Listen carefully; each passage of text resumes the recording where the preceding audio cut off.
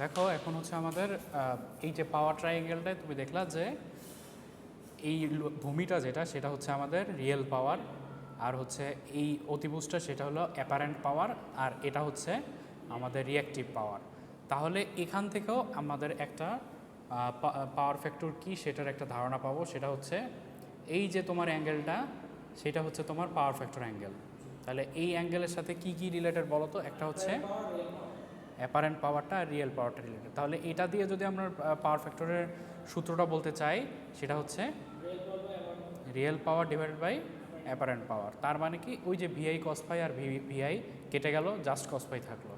তাহলে তুমি দুই ভাবে এই যে পাওয়ার ফ্যাক্টরের সংখ্যাটা বুঝলা। একটা হচ্ছে নর্মাল ভোল্টেজ এবং কারেন্টের মধ্যে যে কোসাইন অ্যাঙ্গেলটা, আর একটা হচ্ছে রিয়েল পাওয়ার এবং অ্যাপারেন্ট পাওয়ারের মধ্যে যে কোসাইন অ্যাঙ্গেলটা, সেটা হচ্ছে একটা।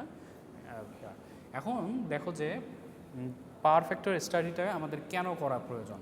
পাওয়ার ফ্যাক্টর তুমি আগে পড়ছিলা যে পাওয়ার ফ্যাক্টর যদি কমে যায় তাহলে হচ্ছে আমাদের অসুবিধার সৃষ্টি হয়, তাই না? পাওয়ার ফ্যাক্টরটা ইউনিটি রাখতে হয়, ইউনিটির দিকে রাখলে সুবিধা হয় আমাদের। আসো ওদিকে একটু আমরা যাই।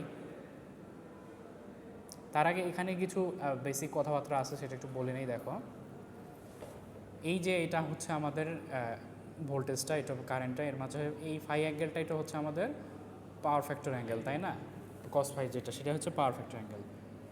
এই যে কারেন্টটা যেটা সেটার তোমার মানে কোসাইন পার্টটা সেটা হচ্ছে ভোল্টেজের সাথে একই দিকে থাকে বা একই সেম প্যারালভাবে থাকে ভেক্টর ডায়াগ্রামটা। আর সেটার হলো সাইন টার্মটা হচ্ছে তোমার এইটাই হচ্ছে পাওয়ার ফ্যাক্টরকে নির্দেশ করবে। এখন তুমি এই যে চিত্র থেকে তুমি মানে নর্মালি জানো যে ফাইয়ের মান যত বেশি হবে বা কম হবে কত কজের মান বেশি হবে, তাই না? তাহলে এই যে এখানে আছে আমাদের, এরপরে যদি আমরা কাজ করি এখান থেকে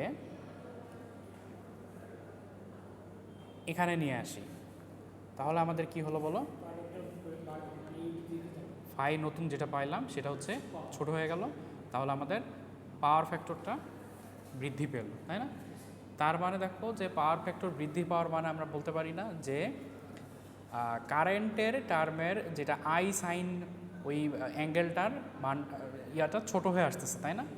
আগে ছিল এত দূর, আগে ছিল এই যে এখান থেকে এত দূর উপর থেকে নিচে, আর এখন এতটুক, তাই না? তাহলে এখান থেকে আরেকটা ইনফরমেশন পাইলা তুমি যে কারেন্টের সাইন ফাইওয়ালা উপাংশটা যত ছোট হবে পাওয়ার ফ্যাক্টর তত বেশি হবে, তাই না? এটা পড়লে তুমি এইটা একটু রিডিং পড়লে তুমি ভিতরে এই ব্যাপারগুলো বুঝতে পারবে। আচ্ছা, এখানে দেখি আরও বলার মতো কিছু আছে নাকি, উপর থেকে একটু আসি। আচ্ছা, আরেকটা জিনিস তো তুমি জানো যে পাওয়ার ফ্যাক্টর ল্যাগিং হয় কী ধরনের সার্কিটে বলো তো? ইন্ডাকটিভ না ক্যাপাসিটিভ নাকি রেজিস্টিভ সার্কিটে পাওয়ার ফ্যাক্টরটা ল্যাগিং হবে কখন? হ্যাঁ, ইন্ডাকটিভ সার্কিটে, তাই না? এটার তুমি ব্যাখ্যাটা আমি বলি যে ইন্ডাকটিভ সার্কিটে কেন ভোল্টেজ থেকে কারেন্টটা পিছায় থাকে বা ল্যাগ করে। চিত্রটা এরকম না যে এটা হচ্ছে আমাদের ভোল্টেজ, এটা হচ্ছে কারেন্ট, তাই না? তাহলে কারেন্টটা ল্যাগ করতেছে না, তাহলে এটা সার্কিটটা একটা ইন্ডাকটিভ সার্কিট আমরা বলতে পারি। আচ্ছা, এখন হচ্ছে ইন্ডাক্টর মানে কি? একটা হচ্ছে কয়েল বা তারের কুণ্ডলী, তাই না? তারের কুণ্ডলীর তুমি যখন মধ্য দিয়ে কারেন্ট প্রবাহিত করবা, এর চারপাশে একটা ম্যাগনেটিক ফ্লাক্স ক্রিয়েট হবে। ম্যাগনেটিক ফ্লাক্স ক্রিয়েট হবে, কিন্তু ইন্ডাক্টরের ধর্মটা কি বলো তো? কারেন্টের পরিবর্তনকে বাধা দেয়া, তাই না? ভোল্টেজের তুমি যদি একটা সাইন ওয়েভ আঁকো, ভোল্টেজটা যত দ্রুত সময়ের সাথে পরিবর্তন হবে কারেন্টটা কিন্তু তত দ্রুত হতে পারবে না। কারেন্টটা একটু মনে হবে যে সে গতি স্থিতি জড়তা তার মধ্যে আছে। হ্যাঁ, কুণ্ডলীর জন্য হচ্ছে সে স্টোর হয়ে আছে কারেন্ট, আমরা বলতে পারবো একটা স্টোরেজ ডিভাইস হিসেবে কাজ করতেছে এটা, এবং সেই কারেন্টটা সে আস্তে আস্তে ব্যয় করবে। বুঝতে পারছো? এই যে আস্তে আস্তে ব্যয় হওয়াটার জন্যই সে ভোল্টেজের সাথে তাল মিলায় থাকতে পারে না, কিছুটা পিছায় থাকে। এই কারণে হচ্ছে তোমার ইন্ডাকটিভ সার্কিটে কারেন্টটা ল্যাগ করে। বুঝা গেছে? এই কথাগুলো এখানে বলছে। উপরে তুমি বলো ইন্ডাকটিভ সার্কিটে কেন কারেন্টটা লেগে থাকে সেটা এখানে বলা আছে। নর্মাল ফ্যান হচ্ছে single phase induction motor, normal যেটা ফ্যান, হ্যাঁ, সিঙ্গেল ফেজ ইন্ডাকশন মোটর। তারপরে হচ্ছে দেখো যে হ্যাঁ ইন্ডাকটিভ, হ্যাঁ কয়েল থাকলে এটা ইন্ডাকটিভ লোডই হবে। একটা হচ্ছে তোমার ক্যাপাসিটর দিতে হবে। আর ওটাকে তোমাকে বলা হয় ইয়ার ভাষায় স্টার্টার। হ্যাঁ, স্টার্টার হিসেবে তোমার ক্যাপাসিটার যদি ইউজ করো সেটাকে স্টার্টার বলা হয়। আচ্ছা, এরপরে দেখো ওই যে মাত্র যেটা বললাম, যেটা হচ্ছে তোমার ওই যে কারেন্টের কোসাইন অংশটা ভোল্টেজের সাথে মিলে যায় আর সাইন অংশটা লম্বভাবে থাকে, এটা তো বুঝলা। ল্যাগিং লিডিংয়ের ব্যাপারটাও বুঝলা, যত হচ্ছে তোমার ইউনিটির কাছাকাছি যায় তত আমরা বলতে পারি সে লিডিংয়ের দিকে যাচ্ছে, তাই না? আর যত শূন্যর কাছাকাছি নামতে থাকে পাওয়ার ফ্যাক্টরটা তত আমরা বলি ল্যাগিংয়ে আসতেছে। আচ্ছা, এটা বুঝলা। এরপরে এই যে এখানে দেখো তিনটার একক যে দেওয়া আছে, অ্যাপারেন্ট পাওয়ারের একক কেভিএ, আর হচ্ছে রিয়েল পাওয়ারের একক কিলোওয়াট, আর রিঅ্যাক্টিভ পাওয়ারের একক কেভিএআর। বুঝতে পারছো? আচ্ছা, আমাদের মেইন কাজ কিন্তু হচ্ছে এই অ্যাপারেন্ট পাওয়ার নিয়ে। অ্যাপারেন্ট পাওয়ার থেকে যদি সম্পূর্ণ পাওয়ারটা রিয়েল পাওয়ারে কনভার্ট হয় তাহলে আমরা বলতে পারবো তার পাওয়ার ফ্যাক্টরটা ইউনিটিতে আছে। যদি অ্যাপারেন্ট পাওয়ারের যত বেশি অংশ রিঅ্যাক্টিভ পাওয়ার হিসেবে খরচ হয়ে যাবে তত হচ্ছে আমাদের ওয়েস্টেজ হবে পাওয়ারটা। কিন্তু তুমি এই রিঅ্যাক্টিভ পাওয়ারের যে উৎপাদনটা সেটাকে তুমি কখনো মানে কন্ট্রোল করতে পারবা না, উৎপাদন সে হবেই। সেই উৎপাদনটাকে তোমার রিঅ্যাক্টিভ পাওয়ার উৎপন্ন হওয়ার জন্য যে পাওয়ার ফ্যাক্টর কমে যাচ্ছে এইটাকে তুমি সমাধান দিতে পারবা ক্যাপাসিটর ইউজ করে, ক্যাপাসিটর ব্যাংক ইউজ করে, কিন্তু সে উৎপন্ন হবে, উৎপন্ন হওয়াটাকে তুমি বাধা দিতে পারবা না। আচ্ছা, এখানে ওই যে যেহেতু এটা একটা সমকোণী ত্রিভুজ, এজন্য এই যে অতিভুজ স্কোয়ার সমান লম্ব স্কোয়ার প্লাস ভূমি স্কোয়ার, এটা এখানে করছে। আচ্ছা, ওকে, তাহলে পাওয়ার ফ্যাক্টরের যে আরেকটা সংজ্ঞা বললাম যে রিয়েল পাওয়ার এবং অ্যাপারেন্ট পাওয়ারের অনুপাতের কোসাইন টার্মটাই হচ্ছে তোমার পাওয়ার ফ্যাক্টর আরেকটা সংজ্ঞা, এটা তো দেখলা তুমি। আচ্ছা, এখন দেখো এখানে কিছু কনভার্সন দেখাইছে কেভিএ। এখন তুমি এই যে অ্যাঙ্গেলটাকে যদি সাইনে নাও, সাইন ফাই মানে হচ্ছে এই যে সাইন, ওই যে ত্রিকোণমিতি যদি সাইন ফাই নাও লম্ব বাই অতিভুজ, তাহলে লম্ব হচ্ছে তোমার রিঅ্যাক্টিভ পাওয়ার কেভিএআর, আর হচ্ছে হ্যাঁ কিলোওয়াট। তাহলে হচ্ছে তুমি যদি তাহলে সাইন ফাইকে হচ্ছে কেভিএআর ডিভাইডেড বাই, তাই না, ডিভাইডেড বাই কেভিএ, তাই না? তাহলে কেভিএআর, আচ্ছা লিখে করি আসো, সাইন ফাই সমান ফাই এটা সমান লম্ব হচ্ছে তোমার কেভিএআর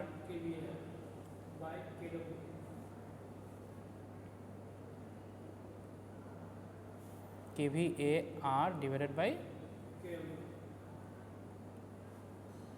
কে সাইন অতিভুজ, হ্যাঁ কেভিএ, কেভিএ। তাহলে তুমি এই সূত্র থেকে বলতে পারো না যে কেভিএ আর সমান সাইন ফাই কেভিএ, হ্যাঁ এটাই করছে ওরা নিচে, কেভিএ আর সমান সাইন ফাই কেভিএ। এখন কেভিএকে আবার তুমি কি লিখতে পারো, কস ফাই কিলোওয়াট লিখতে পারো না, এই উপরেরটা থেকে মেইন যে তোমার পাওয়ার ফ্যাক্টরের সূত্রটা থেকে কস ফাই কেডাব্লিউ কেভিএ কস ফাই লিখতে পারো না। তাহলে এটাকে আবার তোমার ওই যে যখন কেভিএকে আবার যখন তোমার এটার মাধ্যমে কনভার্সন করছে, কেভিএ সমান আমরা লিখতে পারি kilowatt divided by cos phi, এই যে কিলোওয়াট ডিভাইডেড বাই কস ফাইটা রিপ্লেস করছে, তাহলে সাইন বাই কস হচ্ছে ট্যান। বুঝতে পারছো? যেটা জাস্ট একটা থেকে কনভার্সনগুলো ম্যাথে যদি তোমার একটা দেয়া থাকে তুমি আরেকটা কীভাবে বের করবা সেটার জন্য এটা বলে দিচ্ছে।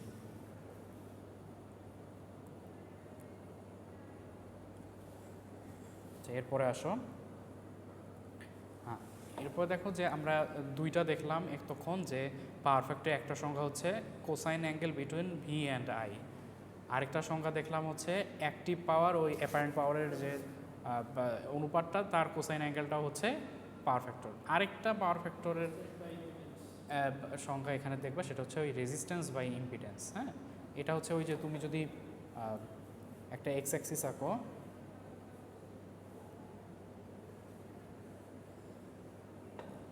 এই বরাবর হচ্ছে তোমার অ্যাঙ্গেলটা, এখানে আর হচ্ছে রিয়েল পার্টটা, আর হচ্ছে জেড ইম্পিডেন্স হচ্ছে তোমার অতিভুজ পার্টটা, আর এক্স হচ্ছে রিঅ্যাক্ট্যান্সটা। তোমার এখান থেকে যদি অ্যাঙ্গেলটা ফাই হয়, এই আর এবং এটার মধ্যে অ্যাঙ্গেলটা যদি ফাই হয়, তাহলে এটার যদি তুমি কস ফাই করো তাহলে কি পাবো বলো? রেজিস্ট্যান্স ডিভাইডেড বাই জেড, তাহলে রেজিস্ট্যান্স ডিভাইডেড বাই ইম্পিডেন্স। তাহলে এই তিন ধরনের তিনটা তুমি ফর্মুলা পাবা বা রিলেশন পাবা।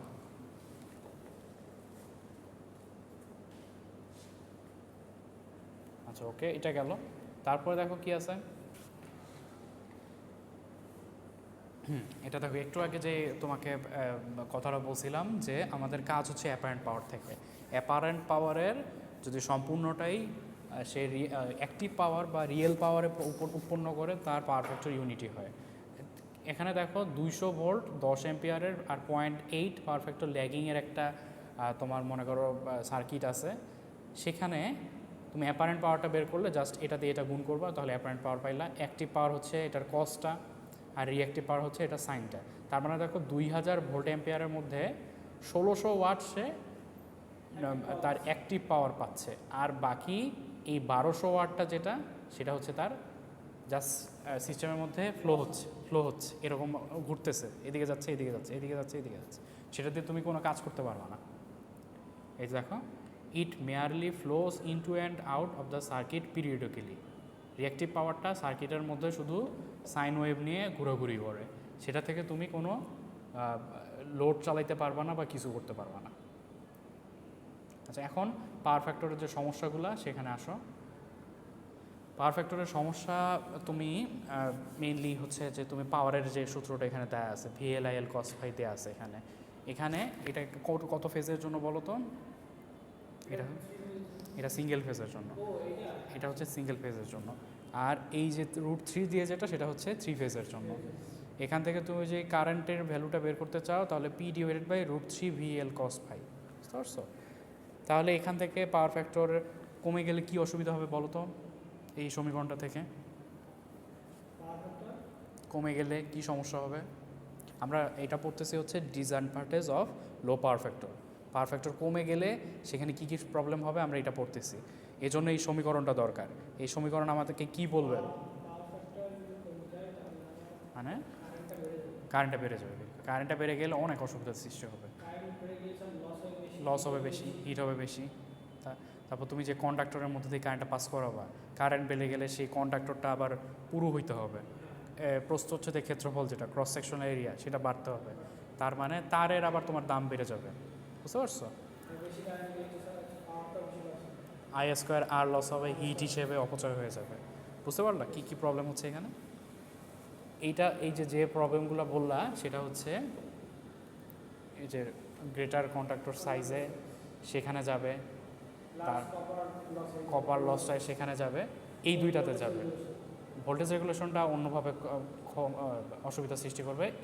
এই আবার 3 নাম্বার পয়েন্টটা হচ্ছে মাত্র যেটা তুমি সমীকরণ দেখাইলা সেটা দিয়ে হবে।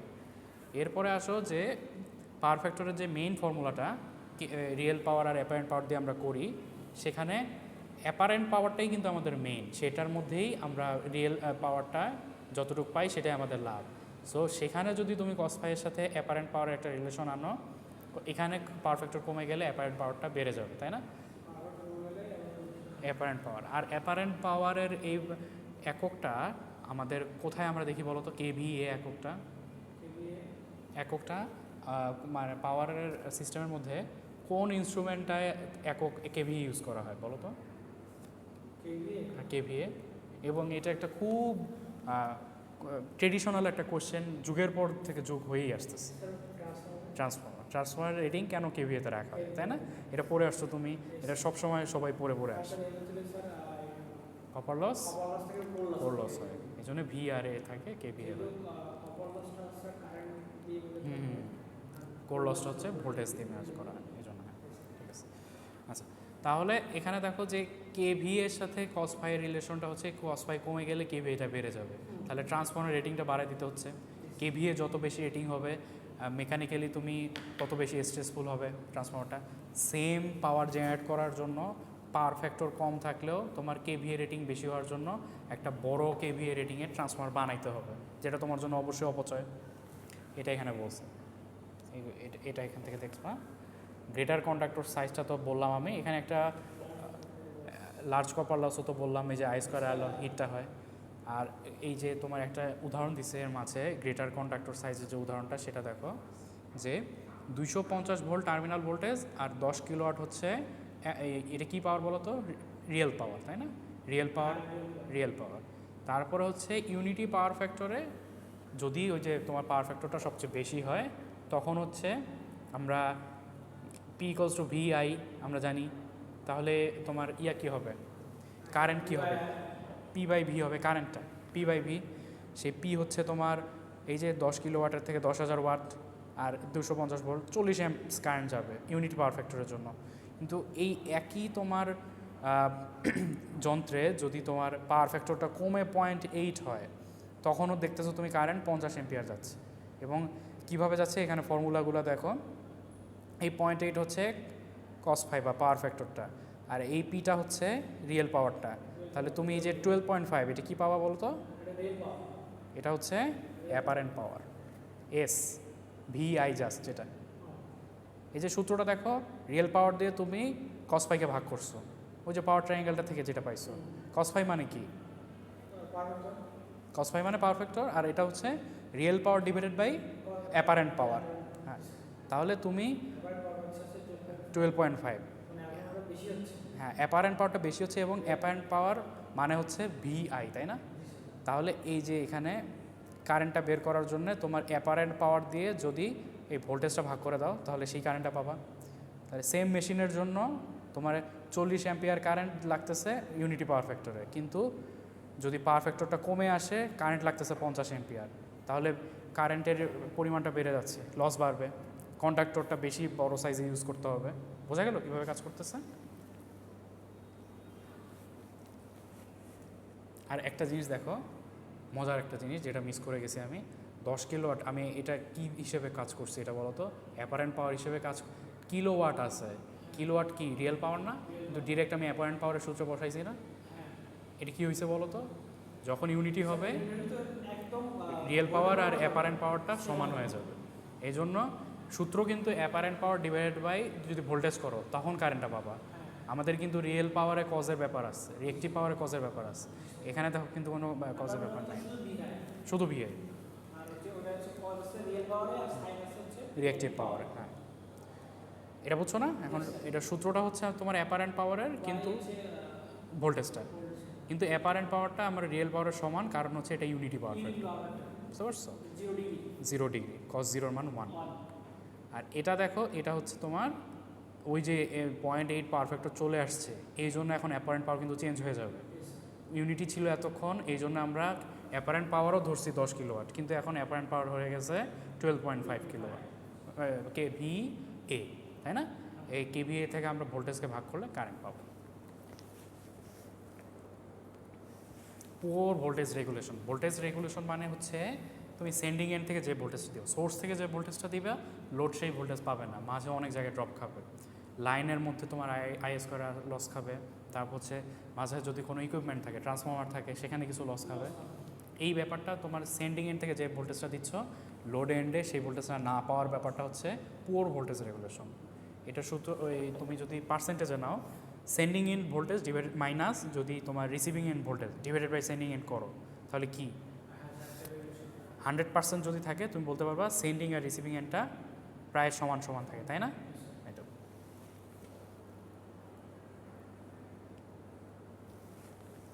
আচ্ছা, এই ভোল্টেজ রেগুলেশনটাও কমে, মানে পুওর ভোল্টেজ রেগুলেশন দেয় হচ্ছে তোমার ইয়ার জন্য, এই লো পাওয়ার ফ্যাক্টরের জন্য, সেটা জেনে রাখবা।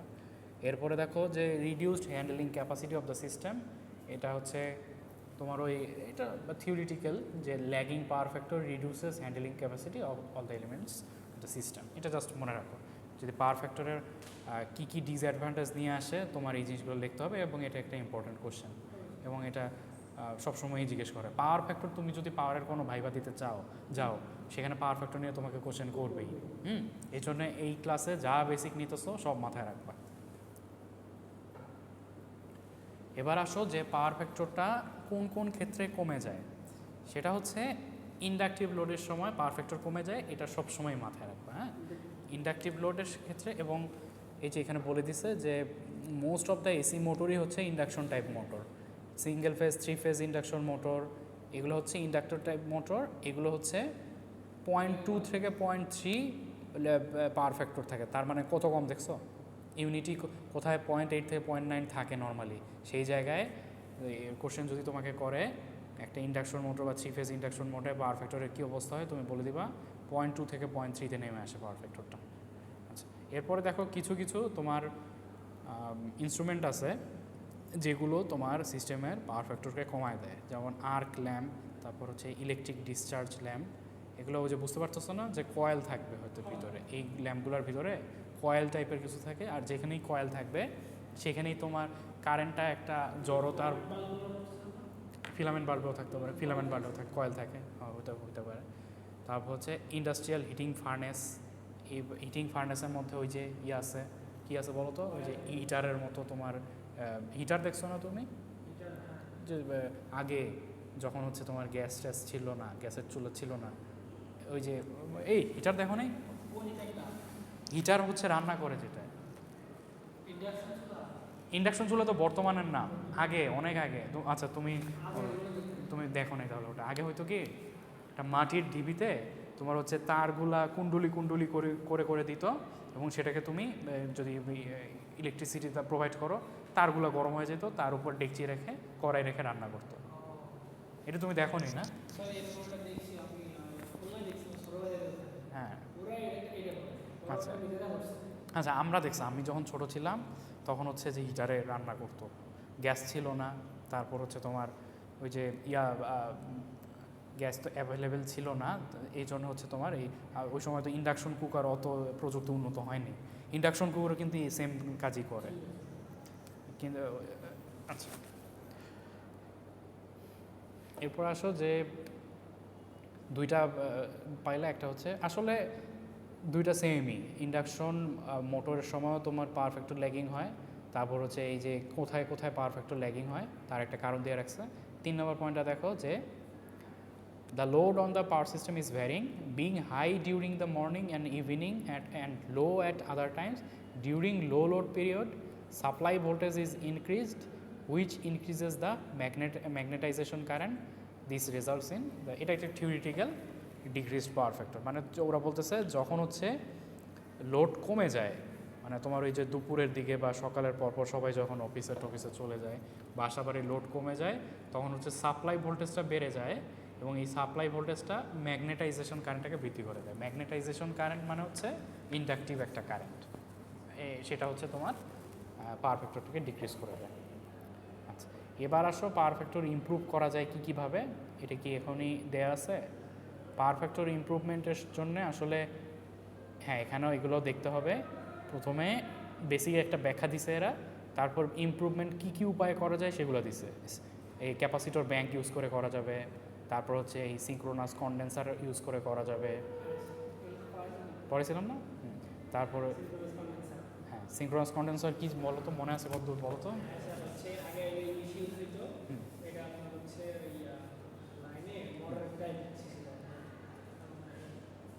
সিঙ্ক্রোনাস কন্ডেন্সারটার মেশিনটি কী মেশিন আসলে বলো তো? মোটর, সিঙ্ক্রোনাস মোটর, হ্যাঁ না? সিঙ্ক্রোনাস জেনারেটর, সিঙ্ক্রোনাস মোটর কি ডিফারেন্ট মেশিন না সেম মেশিন বলো তো? তাহলে সেমই মেশিন, মেশিন কিন্তু সেম, কিন্তু কার্যপ্রণালী যখন তুমি 3 ফেজ সাপ্লাই দিলা তখন সে হচ্ছে মোটর হিসেবে কাজ করে, আর যখন নিবা তখন জেনারেটর হিসেবে কাজ করে। ওই 3 ফেজ সিঙ্ক্রোনাস মোটরটা যখন তুমি কোনো লোড লাগাবা না কিন্তু ঘুরাবা 3 ফেজ সাপ্লাই দিয়ে, তখন হচ্ছে কোনো মানে যেখানে ল্যাগিং পাওয়ার চলতেছে সেই সিস্টেমের সাথে যদি প্যারালাল কানেক্ট করে দাও, সে পাওয়ার ফ্যাক্টরটা বাড়ায় দিবে। এটাকে বলে সিঙ্ক্রোনাস কন্ডেন্সার। আচ্ছা, এখন আসো যে আমরা একটু প্রথমের বেসিক একটা ব্যাখ্যা থেকে আসি। এটা দেখো, এটা হচ্ছে আমাদের ইন্ডাকটিভ একটা লোড আছে, এটা সেই ইন্ডাকটিভ লোডের মধ্যে দিয়ে কারেন্ট যেত আই, এবং ভোল্টেজটার 2 টার্মিনাল হচ্ছে ভি। তখন চিত্রটা হচ্ছে এই যে ভি ভোল্টেজ এবং কারেন্ট হচ্ছে আই। এখন কি আসছে? আসবে ওরা কথা বলতে চায়, জিজ্ঞেস করো তো।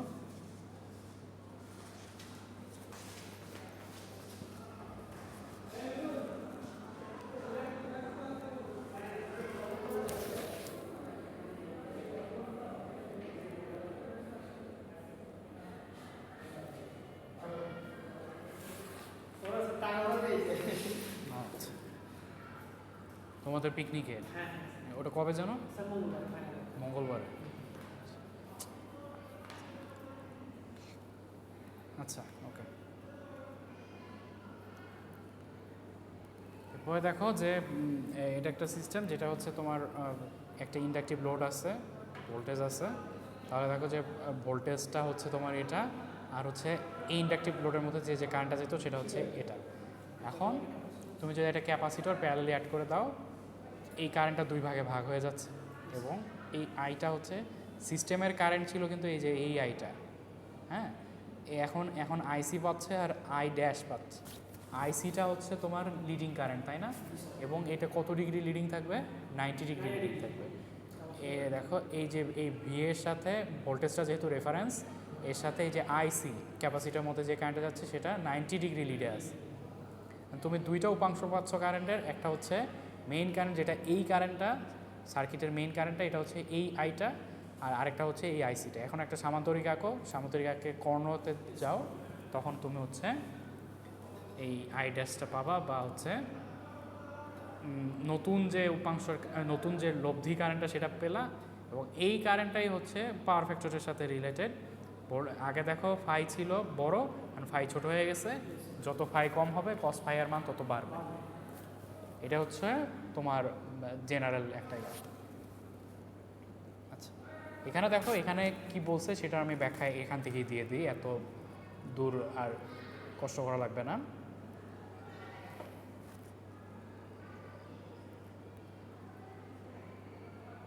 এই বরাবর মনে করো যে আমি একটা বেশি গাঢ় হয়ে গেল আবার।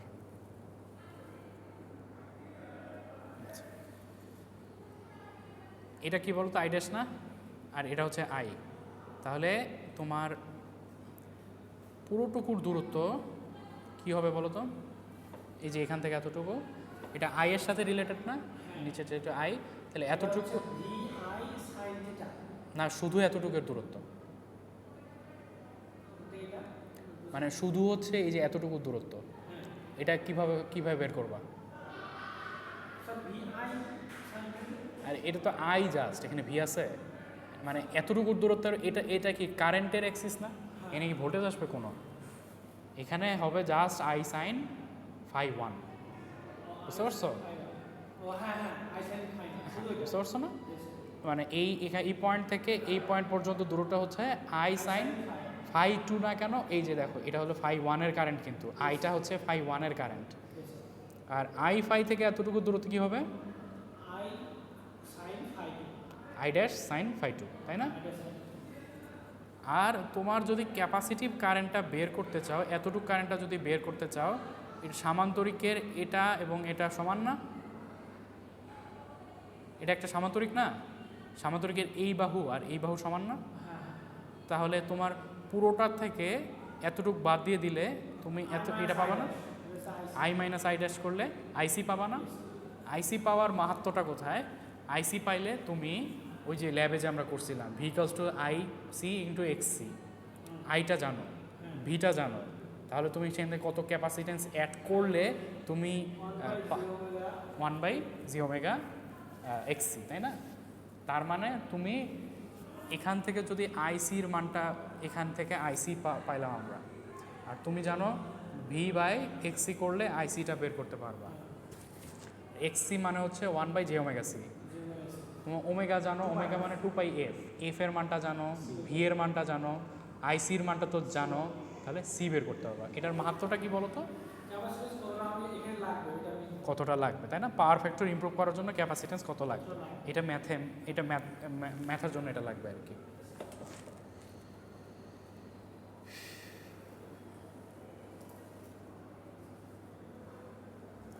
এই যে এখানে যা বলছি, এই যে এটা থেকে এটা মাইনাস করলে কি এটা পাওয়া যায়, এগুলো একটু পড়লে তুমি ক্লিয়ার হবা, কিন্তু বেসিকটা ওটা যেটা আমি মাত্র বললাম। আচ্ছা, এখন আসো ওই যে ইমপ্রুভমেন্টের তোমার হচ্ছে কি কি উপায় করা যায়। একটা হচ্ছে এই স্ট্যাটিক ক্যাপাসিটরের, আরেকটা হচ্ছে ক্যাপাসিটর ব্যাংক। এটার নাম, পদ্ধতিটার নামের আরেকটা নাম হচ্ছে ক্যাপাসিটর ব্যাংক। এটা হলো দেখো যে দুইভাবেই তোমার ক্যাপাসিটর কানেক্ট করতে পারো, একটা ডেল কানেকশনও দিতে পারো, ওয়াই কানেকশনও দিতে পারো, এবং হচ্ছে লোডের সাথে সে প্যারালাল কানেক্টেড থাকবে।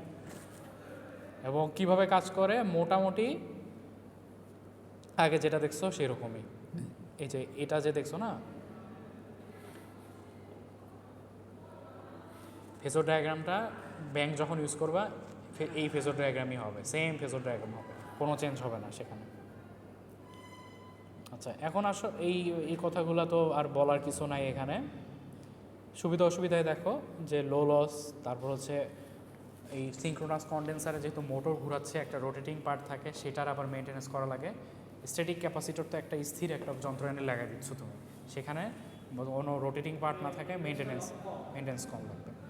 তারপর হচ্ছে এগুলা হালকা, তাই না, ইনস্টলেশনের সুবিধা, এটা হালকা। তারপর হচ্ছে যে কোনো অ্যাটমসফিয়ারিক কন্ডিশনে এটা ব্যবহার করতে পারবে। আর অসুবিধা হচ্ছে এরা 8 থেকে 10 বছরের বেশি এটা ব্যবহার করতে পারবে না। তারপর হচ্ছে রেটেড ভ্যালুর চেয়ে যদি বেশি ভোল্টেজ নিয়ে কাজ করো এটা ড্যামেজ হয়ে যাবে। আর হচ্ছে ক্যাপাসিটর ড্যামেজ হলে রিপেয়ারটা আনইকোনমিক, মানে ক্যাপাসিটর ব্যাংকটা চেঞ্জই করে ফেলতে হয়। এবার আসো সিঙ্ক্রোনাস কন্ডেন্সার। সিঙ্ক্রোনাস কন্ডেন্সারের প্রধান দুইটা শর্ত, এটা হচ্ছে তুমি 3 ফেজ সাপ্লাই দিবা, আনলোডেড রাখবা টার্মিনালটা, এবং হচ্ছে রেটেড স্পিডে ঘোরাবা, তাহলে সেটাকে বলা হয় সিঙ্ক্রোনাস কন্ডেন্সার। এখন এই যে এটা করাইছিলাম। আচ্ছা আচ্ছা, এখন দেখো যে আমরা এটা একটা মনে করো ইন্ডাকশন মোটর, এই ইন্ডাকশন মোটরটা 3 ফেজ সাপ্লাই থেকে নিয়ে পাওয়ার ফ্যাক্টরটাকে কমাই দিছে। সেই পাওয়ার ফ্যাক্টরটাকে বৃদ্ধি করার জন্য আমরা তার সাথে প্যারালালে একটা সিঙ্ক্রোনাস মোটর দিয়ে দিচ্ছি। যখন জাস্ট হচ্ছে একটা ইন্ডাকশন মোটর আমরা দিয়ে রাখছিলাম, তখন সে এই যে ভিটা এখানে নাই, এই যে ভিটা হলো সেই রেফারেন্স, এই যে এখান থেকে যে 3 ফেজ সাপ্লাই আছে সেটা হচ্ছে ভি এবং আইএল নিয়ে তার কাজ। আইএলটাই কিন্তু আমাদের লোড কারেন্ট, তাই না, এই যে ইন্ডাকশন মোটরকে যে লোড কারেন্টটা দিত। ভি এবং আইএল দেখো কতটা পিছায় আছে, ল্যাগ করতেছে, সো পাওয়ার ফ্যাক্টরটা কতটা কম আছে এখানে। এরপরে আমরা একটা প্যারালালি একটা সিঙ্ক্রোনাস মোটর দিয়ে দিছি। সিঙ্ক্রোনাস মোটর এখন কি করবে, মোটরও একটা নিজেরই একটা সাপ্লাই নেবে না এখান থেকে, নিজে সাপ্লাই নিয়ে কি হবে দেখো, সাপ্লাইটা এখন তোমার একটা তো হচ্ছে এই যে আইএলটা, আরেকটা হচ্ছে সাপ্লাই যেটা নিচ্ছে সেটা হচ্ছে আইএমটা, সেটা হচ্ছে আবার ভি এর সাথে তোমার মোটামুটি 90 ডিগ্রি করছে, এরা 90 ডিগ্রি আইএম দিছ। এটা আইএম এবং আইএল নিয়ে যদি একটা তুমি রেক্ট্যাঙ্গেল সামান্তরিক আঁকো, তার তুমি যে কর্ণটা সেইটা হচ্ছে পাওয়ার ফ্যাক্টর ইমপ্রুভ করার জন্য যে কারেন্টটা চাচ্ছে সেটা পাবা সেখানে, বুঝতে পারছো? আচ্ছা, আর পাওয়ার ফ্যাক্টরের সাথে রিঅ্যাক্টিভ পাওয়ারের একটা সম্পর্ক আছে, সেটা বুঝতেই পারছো তাই না, যে রিঅ্যাক্টিভ পাওয়ারটা তোমার বেড়ে যাওয়া মানে হচ্ছে কি বলতো, পাওয়ার ফ্যাক্টর কমা। এখানে একটা অনেকে মিসকনসেপশন আছে, আমি যখন পড়ছিলাম তখনও বুঝতে ভুল হইতো আমার, যে তুমি যখন রিডিং পড়বা লাইনগুলা, তখন এরা এই যে এখানে একটু রিডিং পড়ো, তাহলেই তোমার কোথায় সমস্যা সেটা বের হয়ে আসবে। দেখি লাইনটা খুঁজি।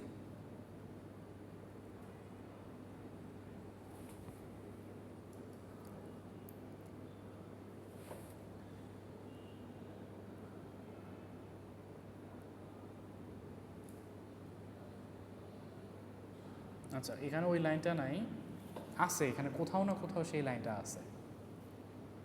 যাই হোক, তুমি একটা লাইন মানে এটা নিয়ে পড়ার সময় একটা লাইন পাবা যে সিঙ্ক্রোনাস মোটরটা, the synchronous motor draws reactive power from ক্যাশে। Synchronous motor draws reactive power from the system. Draws reactive power মানে কি বলতো, যে সে হচ্ছে তোমার আমাদের রিঅ্যাক্টিভ পাওয়ারটা বেশি হয়েছিল তাই না, সেটাকে আমাদের কমাইতে হবে। নিজের মধ্যে তোমার ওই ড্র করার মাধ্যমে কিভাবে কমায়, ড্র করার মাধ্যমে কমায় হচ্ছে এই যে আইএম কারেন্টটা সে নিজে চলার জন্য নিচ্ছে না, নিজে চলার জন্য নিয়ে সে এই যে সিঙ্ক্রোনাস মোটরটা, এই যে রিঅ্যাক্টিভ পাওয়ারটা এখানে বেশি হয়েছিল, তার কিছু অংশ রিঅ্যাক্টিভ পাওয়ার সে নিজের মধ্যে কনজিউম করে ফেলে, বুঝতে পারছো? তাহলে এই 3 ফেজ লাইনের রিঅ্যাক্টিভ পাওয়ারটা কিছুটা কমে আসলো না, সেটাই হচ্ছে এখানে ওই লাইনটা যেটা প্রবলেম ছিল, সেটা পড়লে তুমি বুঝতে পারবো আর কি। এই জিনিসগুলো এখন ইজি লাগবে তোমার কাছে, কোনটা ল্যাগ কোনটা লিড, এটা একটু এখান থেকে এই ফাইলের চেয়ে ফাই ছোটো না, ফাইলের চেয়ে ফাই ছোটো, এই জন্য কস ফাইটা বেশি। সুবিধা অসুবিধা দেখো, এটার মেইনটেন্যান্সের প্রবলেম হবে। দেখো যে বাই ভ্যারিং এর সুবিধাগুলো কি, যে ফিল্ড এক্সাইটেশনের মাধ্যমে ম্যাগনিটিউড অফ দ্য কারেন্ট, ওই যে ফিল্ড এক্সাইটেশন কোডটা সিঙ্ক্রোনাস মেশিনে তুমি জানো রোটরকে একটা ডিসি সাপ্লাই দিতে হয়, সেই ডিসি সাপ্লাইটা মানে ফিল্ড যেটা থাকে ফিল্ডকে ভ্যারি করার মাধ্যমে ডিসি সাপ্লাই দেওয়া হয়। ফিল্ডকে ভ্যারি করার মাধ্যমে তুমি ওই যে কারেন্টের এই যে এখানে magnitude of the current drawn by the motor মানে হচ্ছে আইএম কারেন্টটা সেটার ম্যাগনিটিউড তুমি বাড়াই দিতে পারো। আচ্ছা, মোটর উইন্ডিংটার হচ্ছে thermal stability, high thermal stability থাকে টু শর্ট সার্কিট কারেন্ট, মানে শর্ট সার্কিটের রেজিস্ট্যান্স হিসেবে সে কাজ করতেছে, ফল্টকে ক্লিয়ার করা যায়। তারপর হচ্ছে মোটর যেহেতু সেতে মোটরে তোমাদের একটা পাওয়ার ফ্লো ডায়াগ্রাম দেখাইছিলাম, সেখানে কী কী লস হয় সেটা দেখছিলা তোমরা, তাহলে স্ট্যাটিক ক্যাপাসিটরে তো সেই পাওয়ার ফ্লো ডায়াগ্রাম কোনো লাগে না, এই জন্য হচ্ছে লসটা সেখানে কম, মেনটেন্যান্স কষ্ট বেশি হবে, নয়েজ ক্রিয়েট হয়, রোটেটিং পার্ট থাকে। তারপর হচ্ছে 500 কেভি এর উপরে আসলে এগুলো আনইকোনমিক্যাল হয়ে যাবে। তারপর হচ্ছে সেলফ স্টার্টিং টর্ক থাকে না, ওই যে প্রাইম মুভারটা ঘোরানোর জন্য বাইরের থেকে আবার এডিশনাল একটা ফোর্স দিতে হয়, মনে আছে সিঙ্ক্রোনাস মেশিনের প্রাইম মুভার, ওইটার আবার আরেকটা কস্ট অ্যাড হবে এটার সাথে, এগুলোই হলো এটা সমস্যা। আচ্ছা, তাহলে দুইটা পড়ে ফেলাম আমরা, তাই না? ক্যাপাসিটর ব্যাংক দিয়ে আর হচ্ছে সিঙ্ক্রোনাস কন্ডেন্সার দিয়ে। থার্ড একটা যেটা হচ্ছে সবচেয়ে কম আলোচনা করা হয় সেটা হচ্ছে ফেজ অ্যাডভেন্সার। ফেজ অ্যাডভেন্সার জিনিসটা একটু কি দেখো, এখানে 3 ফেজ ইন্ডাকশন মোটরটা, এটা ধরো সেই 3 ফেজ ইন্ডাকশন মোটর, এটা 3 ফেজ লাইন থেকে কারেন্ট ড্র করে নিজের দিকে নিয়ে সে ঘুরতেছে।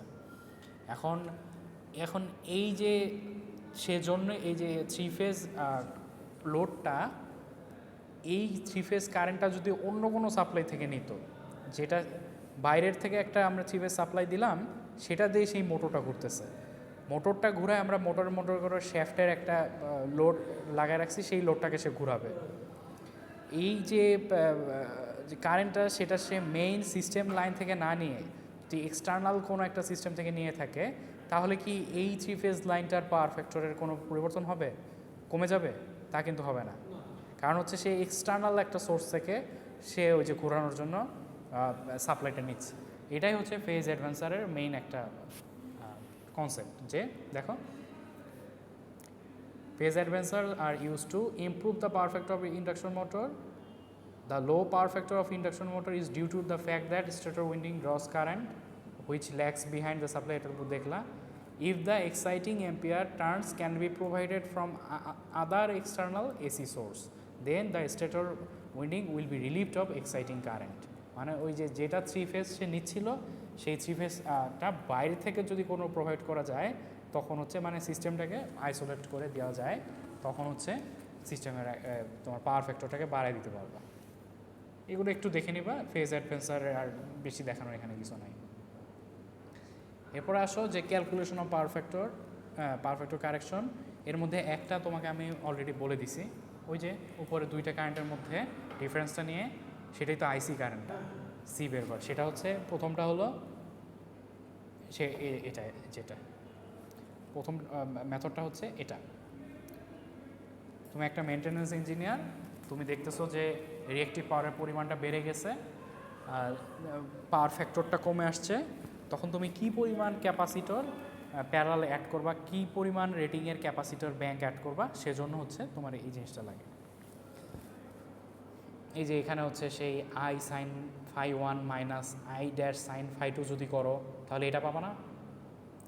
আর এটাই হচ্ছে তোমার সেই আইসি কারেন্টটা, সেই আইসি কারেন্টটা এখান থেকে দুইটা মাইনাস করে বের করছো, তারপর এখান থেকে ক্যাপাসিটরটা বের করতে পারবো।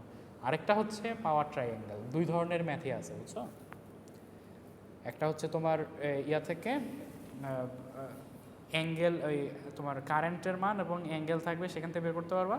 আর একটা পাওয়ার ট্রাইঅ্যাঙ্গেল থেকে, এটা কোথায় প্রয়োজন, তোমার কাছে জাস্ট দুইটা ভ্যালু আছে, একটা হচ্ছে পাওয়ার ফ্যাক্টর যখন আগে ছিল তখন হচ্ছে তার রিঅ্যাক্টিভ পাওয়ারটা কত ছিল, নতুন একটা ক্যাপাসিটেন্স তোমার ইউজ করে পাওয়ার ফ্যাক্টরটার জন্য রিঅ্যাক্টিভ পাওয়ারটা নতুন কত হবে সেটা তুমি জানো, তার অ্যাক্রসে কত ক্যাপাসিটেন্স অ্যাড করতে হবে সেটা তোমার জানতে হবে। এটাও ওই একই সিস্টেম। পাওয়ার ট্রায়াঙ্গেলের মধ্যে তুমি যদি এই পোর্শনটা বের করতে চাও, এটাই তোমার ওই ইমপ্রুভ পোর্শনটা না? ইমপ্রুভ পোর্শনটা বের করতে চাইলে বড়টা থেকে এই ছোটোটুকু বাদ দিলে তুমি ইমপ্রুভ পোর্শনটা পাবা। কিন্তু ইমপ্রুভ পোর্শন বের করার সুবিধাটা কি? এটা হচ্ছে কত কেভি এ আর তোমার ক্যাপাসিটেন্স অ্যাড করার পর ইমপ্রুভ হলো, তার মানটা এই সিবি না? এই সিবিটা এই মানে এই কেভিআর ইমপ্রুভমেন্টের মানটা সমান কি লেখা যায়? এই সিবিটিকে তুমি যদি ওই যে আবার অ্যাঙ্গেলে নিয়ে আসতে চাও, সিবিকে কি লিখবা বলো? উপর থেকে যদি আমরা আসি এবি মাইনাস সিবি, তার মানে বিসি না? এবি মাইনাস এসি, তার মানে বিসি। এবিকে কি লেখা যায়? এবিকে লেখা যায় তোমার ফাই আছে আর তোমার এবির মানটা জানা আছে।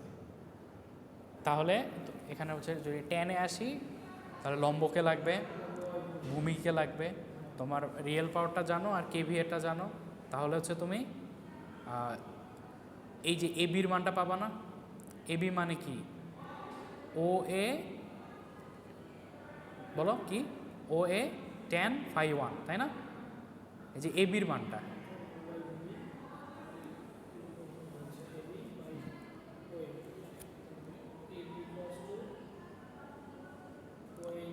ওয়ে টেন ফাই ওয়ান, তাই না?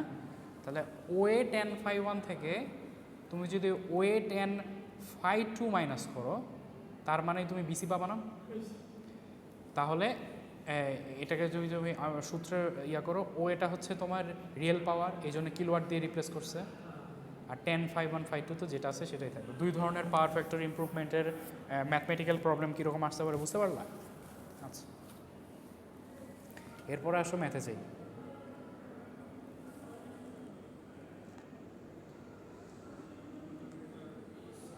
দেখো বোর্ডে কি লেখা দেখা যায়? ওই টিভির ওখানে একটা স্টিকার আছে, তাই না? স্টিকারটা কোথায় পড়ছে? লোডের পরে, সাপ্লাইং এ লোড, আচ্ছা 300 কিলোওয়াট এটা, হ্যাঁ, supplying a load of 300 kilowatt, 300 kilowatt at a power factor, হ্যাঁ তারপরটা ঠিক আছে। তাহলে এরা বলছে কি যে একটা alternator is supplying a load of 300 kilowatt আর হচ্ছে 0.6 পাওয়ার ফ্যাক্টর ল্যাগিং। এখন পাওয়ার ফ্যাক্টর যদি ইউনিটিতে নিয়ে আসা হয়, তখন সেম কেভিএ রেটিংয়ের জন্য তোমার পাওয়ারটা কত হবে সেটা সে জানতে চাইছে। প্রথম তোমার ক্লু হচ্ছে দুইটারই সেম কেভিএ রেটিং। সেম কেভিএর জন্য তুমি একবার পাওয়ার বের করবা ইউনিটির 0.6-এর জন্য, সেম কেভিএর জন্য আরেকবার পাওয়ার ফ্যাক্টর বের করবা ইউনিটির জন্য। তাহলে আসো করি।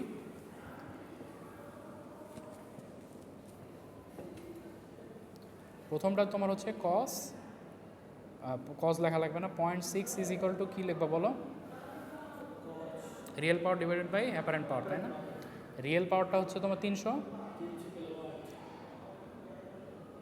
আর অ্যাপারেন্টটা হচ্ছে বের করতে হবে, কেভি এটা বের করতে হবে। তাহলে 300/0.6, এই যে এটা যেখানে দেওয়া আছে 300/0.6 করলে 500 কেভিএ, এবং এই কেভিএ রেটিংয়ের জন্যই, এই যে সেম কেভিএ রেটিং লোডিংয়ের জন্যই তোমার পাওয়ার ফ্যাক্টর যদি ইউনিটি করো তখন কত রিয়েল পাওয়ার হবে সেটা সে জানতে চাইছে। তাহলে এটা ফিক্সড হয়ে গেল না যে এই 500 কেভি আমাদের আছে, এটা তো আছেই, এটাতে আমরা চেঞ্জ করতে পারবো না। তার মানে এবার এই ফর্মুলাতে 1 ইকুয়ালস টু আমি কী লিখবো? পারফেক্ট ইউনিটি মানে 1 ইকুয়ালস টু রিয়েল পাওয়ার কত এখানে বের করতে হবে, তাই না? আর রিঅ্যাক্টিভ পাওয়ার 500 না? তাহলে রিয়েল পাওয়ারটা 500 ইন্টু 1, 500 না? এই যে দেখো রিয়েল পাওয়ারটা হচ্ছে ইউনিটের জন্য 500। তারপরে কোশ্চেনে কি বলছে দেখো, যে if the power factor is unity how many more kilowatts can alternator supply. মানে ইউনিটি হলে সে 500 কিলোওয়াট সাপ্লাই দিত, কিন্তু যদি 0.6 পাওয়ার ফ্যাক্টর হয় 300 কিলোওয়াট দিত, তাহলে 500 মাইনাস 200 200 কিলোওয়াট সে এক্সট্রা দিবে। বুঝতে পারছো? আচ্ছা, এই ম্যাথ বুঝলা?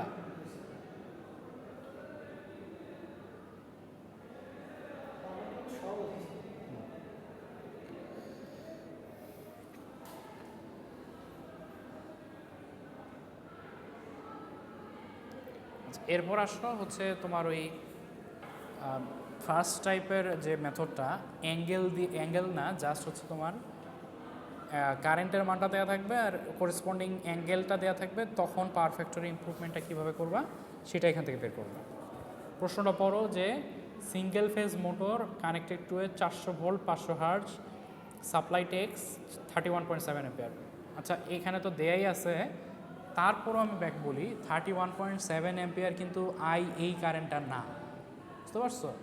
তুমি যদি কারেন্ট দেখো তোমাদের কিন্তু এই চিত্র দেওয়া থাকবে না, এটা দেওয়া থাকবে না। এই যে তোমার একটা মোটর টেক্স 31.7 অ্যাম্পিয়ার, এটা মানে সার্কিটের কারেন্টটা না, বা সবসময় মনে রাখবা মোটরটার মধ্য দিয়ে যে কারেন্টটা যায় সেটাই হচ্ছে এই কারেন্টটা। তাহলে এমটা হচ্ছে 31.7 অ্যাম্পিয়ার আর পাওয়ার ফ্যাক্টরটা দেওয়া আছে পয়েন্ট। পরে বলছে যে পাওয়ার ফ্যাক্টরটা 0.9-এ উন্নীত করার জন্য কত ক্যাপাসিটর অ্যাড করতে হবে, বুঝতে পারছো কোয়েশ্চেনটা? আচ্ছা ওকে, এখন দেখো যে আমরা ম্যাথটা কীভাবে করবো। আমাদের এখানে কী কী জানা আছে, এমটা জানা আছে না, এবং ভেক্টর ডায়াগ্রামটা এটা তো চেনা ভেক্টর ডায়াগ্রাম, তাই না? এমটা হচ্ছে এটা, আর রেফারেন্স ভি হচ্ছে এটা, আইসিটা হচ্ছে এটা।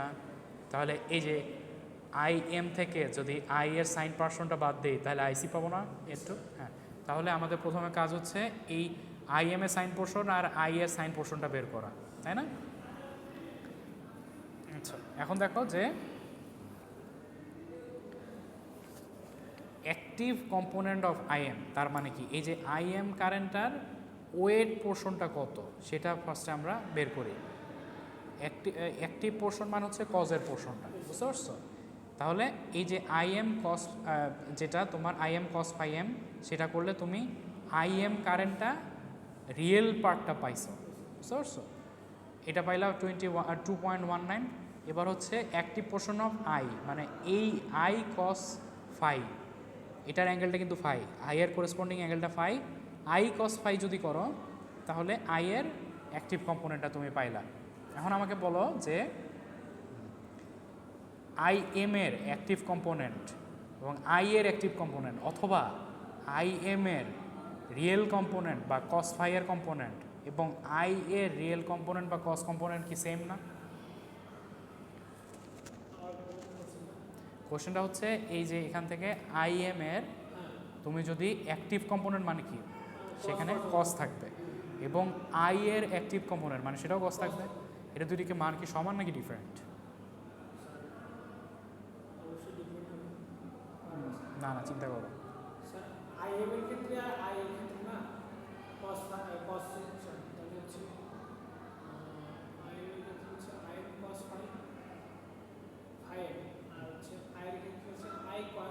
হুম,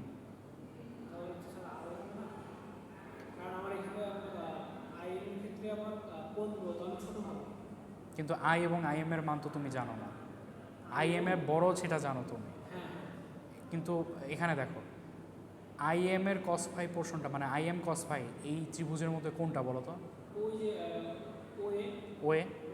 এবং এর কস ফাই পোর্শনটা কোনটা? তাইলে সেম না, বুঝতে পারছো?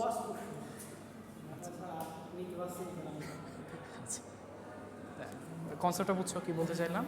তাহলে দুইটার তোমার রিয়েল কম্পোনেন্টটা বা অ্যাক্টিভ কম্পোনেন্টটা সেম, তার মানে এম কস ফাই দিয়ে তুমি মানটা বের করে নিলা, এম এর মানটা জানো, তাহলে কস ফাই মানে তাহলে এটা এই 22.19 কারেন্টটা কস ফাই এর সমান আমরা বলতে পারি, দুইটার যেহেতু অ্যাক্টিভ কম্পোনেন্ট সমান। তাহলে আবার তুমি এখানে কস ফাইটা জানো, কস ফাই কত, ফাই এখানে কস ফাই হচ্ছে ওই যে কোশ্চেনে বলে দেওয়া আছে, যখন হলো এই পাওয়ার ফ্যাক্টর উন্নত হয়ে 0.9 হয়েছে, তাহলে সেকেন্ড ক্ষেত্রে কস ফাইটা 0.9 দিয়ে দিলা, তাহলে এই কারেন্টটা পাবা না, কারেন্টটা পাবা না, এতটুকু কারেন্টটা পাইলা। এই কারেন্টটার মান হচ্ছে তোমার এই যে 24.65। এই কারেন্টটা এখন পাওয়ার মাহাত্ম্যটা কি বলো তো? এই পাওয়ারটা কারেন্টটা বের করার গুরুত্বটা কোথায়? মানে তোমার রিয়েল পাওয়ার তো পাবা, কিন্তু এখানে তোমার ক্যাপাসিটেন্স কত বের করতে বলছে। হ্যাঁ,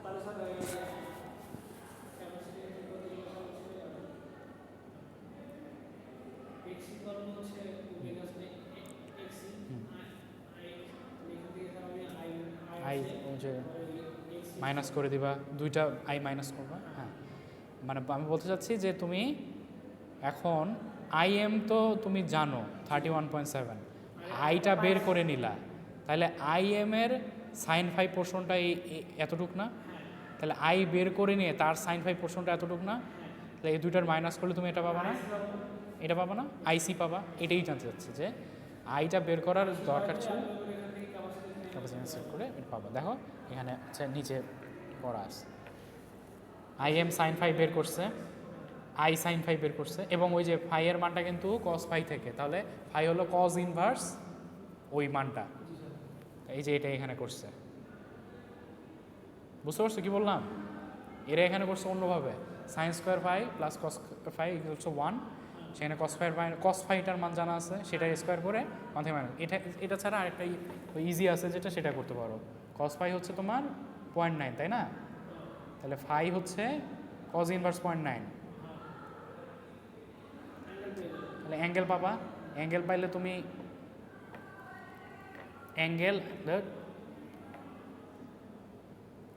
অ্যাঙ্গেল আর সাইন ফাই যদি করো, তাহলে তুমি সাইন ফাইটা পাচ্ছ না, ওইটাই এখানে করছে। তোমার এই এত sine square theta plus cos square theta ঝামেলা যাওয়ার দরকার নাই, তুমি এভাবেই করতে পারো। তাহলে আই এম সাইন ফাই সেটা বের করলা, আই সাইন ফাই সেটা বের করলা, দুইটা মাইনাস করলা, দুইটা মাইনাস করলে আইসির কারেন্টটা পাইলা। আইসির কারেন্টটা মানে হচ্ছে যে ভি বাই এক্সি, তাহলে এক্সি মানে আবার 1 বাই ওমেগা সি, সেটা আবার 1 বাই জন্যে যে গুণ হয়ে গেছে 2 পাই এফ সি, সেখানে তুমি এফ জানো, ভি জানো, সব জানো, এদিকে আইসি জানো, সি বের করতে পারবা। বুঝতে পারছো?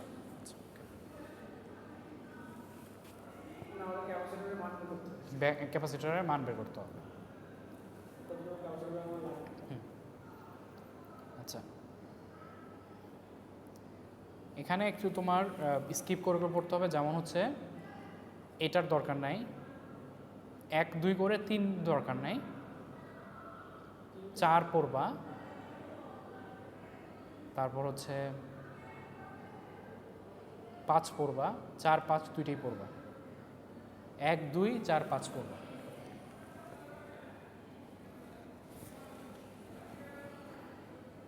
আর 6 থেকে দেখো, 6 থেকে পাওয়ার ফ্যাক্টরের সাথে ওরা বিলের হিসাব করছে, এটা এগুলো ম্যাথের দরকার নেই, একেবারে ফান্ডামেন্টাল পাওয়ার ফ্যাক্টরের রিলেটেড ম্যাথ করবা। এরপরে ম্যাথগুলো সব হচ্ছে তোমার বিলের কাজ করছে, বিলের কাজ আমরা এখন শিখবো না, বিলের কাজ আসলে দরকার নেই আমাদের, আসেও না কখনো, এগুলোর দরকার নেই। প্রত্যেকটা লাস্টে বিলের কাজ আছে, এটার দরকার নেই। হ্যাঁ, এটা লেখক ইন্ডিয়ান, তো তুমি 1 2 4 5 এই 4টা করবো। এখন 4-এ আসো, 4-এ ওই যে আরেকটা মেথড যে দেখছিলাম নিচে, পাওয়ার ট্রায়াঙ্গেল দিয়ে পাওয়ার ফ্যাক্টর বের করা, সেটার মেথডটা হচ্ছে এটা। দেখো যে 3 phase 5 kilowatt induction motor has a power factor of 0.75 lagging, bank of capacitor is connected ডেল্টায়, আর উন্নত করার পর পাওয়ার ফ্যাক্টরটা 0.9 হচ্ছে, কেভিআর কত উন্নত হয়েছে সেটা জানতে চাইছি।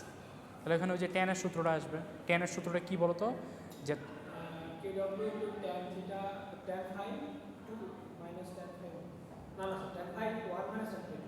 আচ্ছা কেডাব্লিউ কেন আসবে, তো তুমি রিঅ্যাক্টিভ পাওয়ারকে উন্নত করতেছো, রিঅ্যাক্টিভ পাওয়ার ডিফারেন্সটা বের করতেছো, তাহলে কেডাব্লিউ আসবে কেন, কেভিএআর, তাই না?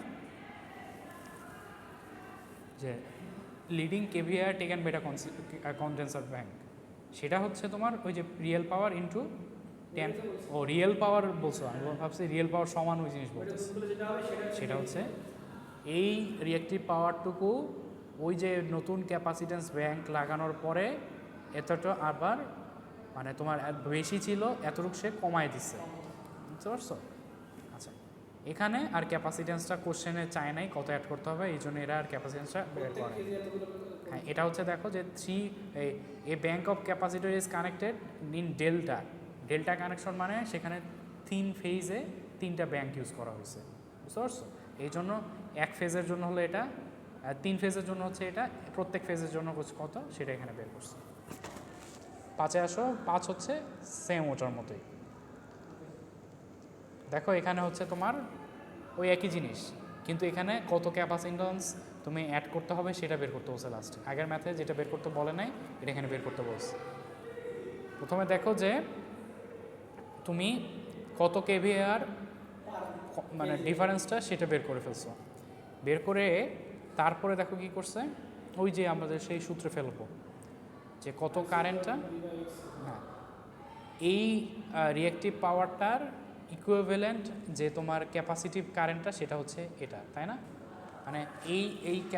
মানে এই ক্যাপাসিটরটুকু তোমার কানেক্ট করলে এই ক্যাপাসিটিভ কারেন্টের জন্য এই রিঅ্যাক্টিভ পাওয়ারটা কমে আসে, তাই না? তাহলে তোমার এই ফেজের মধ্য দিয়ে যে কারেন্টটা যায় সেটা হচ্ছে আইসিপি, এই ফেজটা। আর এর রিঅ্যাক্টিভ পাওয়ারটা হচ্ছে এটা তুমি জানো। তাহলে কারেন্টটা হচ্ছে তোমার যদি এক্সি দিয়ে ভাগ করো তাহলে এই কারেন্টটা পাইলে, কিন্তু এখানে কত ক্যাপাসিটেন্স কানেক্ট করতে হবে এই সিটা আবার তুমি জানো না, এই জন্য এখানে কিন্তু এই সি গুণ আকারে আছে, সিটা গুণ আকারে আছে। আর কি পরিমাণ তোমার রিঅ্যাক্টিভ পাওয়ারের ডিফারেন্স সেটার মানটা কি দেখো, V phase ICP divide by 1000। 1000 হচ্ছে যে এখানে হলো তোমার ভোল্টেজের মান 400 ভোল্টে দেওয়া আছে, কারেন্টের মানটা অ্যাম্পিয়ারে দেওয়া আছে, 1000 দিয়ে ভাগ করে সে কেভিএআরে নিয়ে আসলো, কেভিআরে নিয়ে আসলো। আর হচ্ছে এই মানটা কার সমান হবে বলো তো, এটার সমান হবে না?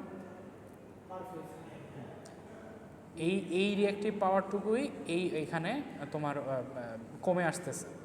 তাহলে এখানকার তুমি আইসিপিটা তুমি আগে থেকে মানে এর মধ্য দিয়ে যে ক্যাপাসিটিভ কারেন্টটা ফ্লো হচ্ছে সেটা তুমি বের করে রাখছো। তাহলে আইসিপিটা এখানে তুমি যদি বসায় দাও, ফেজ ভোল্টেজটার মান তো তুমি জানো 400, তাহলে এই সিটা পাবা না, সিটা কিন্তু এখনও বের হয়নি। এটা কার সমান হবে? এটা হচ্ছে এটার সমান। তাহলে ওই সিটা হচ্ছে ওই রিঅ্যাক্টিভ পাওয়ারটা যেটা কমলো তার সমান। তাহলে এই সিটা বের করে ফেললা। এই সিটা আবার কার জন্য পাইছো তুমি বলো তো? সিটা হচ্ছে একটা ক্যাপাসিটরের জন্য পাইছো তুমি। ব্যাংকের মধ্যে আবার আছে তোমার 1 2 3 4টা ক্যাপাসিটর। তাহলে তুমি 4 দিয়ে যদি গুণ করে দাও তাহলে একটা ফেজের ক্যাপাসিটেন্স তুমি পাইতেছো, তাই না? মানে একটা ব্রাঞ্চের, একটা শাখার ক্যাপাসিটেন্স বের করতে হবে। এই 4টা ম্যাথই তোমাদের দরকার। এরপরগুলো বিলের হিসাবের ম্যাথের দরকার নেই, আপাতত বেসিক ম্যাথগুলো দরকার হচ্ছে। এটা বুঝতে পারলে এটা কি হচ্ছে? এটা আমরা আরেকবার বলি, ব্যাপারটা কতটুকু রিঅ্যাক্টিভ পাওয়ারের পরিবর্তন সেটা তুমি বের করে ফেলছো, কিন্তু তুমি এর মধ্য দিয়ে কত কারেন্টটা যায় সেটাও জানো না, আবার কত ক্যাপাসিটেন্স এখানে থাকে সেটাও জানো না, দুইটা কিন্তু অজানা। কত কারেন্ট যায় সেটা বের করার জন্য তুমি ওই যে ভি বাই এক্সি করতেছো, ভি বাই এক্সি দিয়ে সব কিছু বসায় তারপরও দেখলা তোমার এইটা অজানা, আবার সিটা অজানা এখানে। এখন তোমার একটা জিনিস জানা হচ্ছে যে এই ব্রাঞ্চ অ্যাড করলে রিঅ্যাক্টিভ পাওয়ারটা কত কমে সেটা তুমি জানো। সেই রিঅ্যাক্টিভ পাওয়ারের সমান আনার জন্য রিঅ্যাক্টিভ পাওয়ারটা এই ক্যাপাসিটেন্সের মধ্য দিয়ে যে কারেন্ট যায় সেটা দিয়ে তুমি বের করবা। এখন ক্যাপাসিটেন্সের ফর্মুলা কিন্তু ভিআই সাইন ফাই, সাইনটা কোথায় গেল? এটা কেভিএআর মানে কি রিঅ্যাক্টিভ পাওয়ার, রিঅ্যাক্টিভ পাওয়ারের ফর্মুলার মধ্যে ভিআই সাইন ফাই আসার কথা না? সাইনটা কোথায় গেল? সাইনটা হচ্ছে এই আইসিপি এর ভিতরেই আছে, এক্সি আছে এখানে, এখানে একটা অ্যাঙ্গেলের ব্যাপার আছে। আইসিপি টোটালটাই হচ্ছে ওই যে সাইন ফাইয়ের মধ্যে যে অ্যাঙ্গেলটা পুরোটা নিয়ে এসে এই জন্য সাইন ফাইটা লিখে নেয় নতুন করে। মানে এটা ভিআই মানে কি এস না, অ্যাপারেন্ট পাওয়ার না, কিন্তু ভিআই দিয়ে এরা কেভিআরও বের করছে কারণ আইসিপির মানটার মধ্যেই সেই সাইন ফাই টার্মটা আছে। আর এটা যেটা পাইলা সেটা হচ্ছে ওই কেভিআরের মানটা যেটা হচ্ছে আমরা এটা সমান লিখতে পারি। তাহলে এই সিটা বের করলা, সিটা বের করে ক্যাপাসিটেন্সটা বের করে ফেললাম। বুঝতে পারছো? আচ্ছা, তাহলে আজকের লেকচার এতটুকুই থাকবে। হ্যাঁ, ভিডিওটা ক্লোজ করো তাহলে।